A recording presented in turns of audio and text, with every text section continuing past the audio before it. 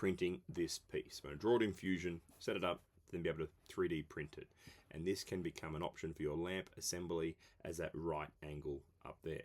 We look at laser cutting these arms, 3D printing these little knuckle joints if you like, and put our clock together. So the drawings that we want to use are listed here. It's going to come from 45 by 45 by 6 mil. That's our main starting point. And then we'll look at shaping everything we need here. So we've got 6 holes. Each hole is going to be 3.5 millimeters, and they're going to be 10 millimeters apart.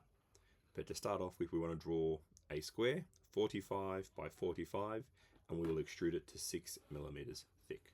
So we've opened up Fusion, we've pressed File New, File Save, and we've given it a name. I now want to sketch. I'm going to sketch this drawing face on, drawing it on the front view. I'm going to get my 2-point rectangle tool, select in that origin point, drag across and click. Using my keyboard, letter D. I'm going to make this 45 by 45. Finish that sketch. Now I'm going to extrude. If I like, I can press the picture of the house, give myself that isometric view. Extrude to 6 millimeters thick.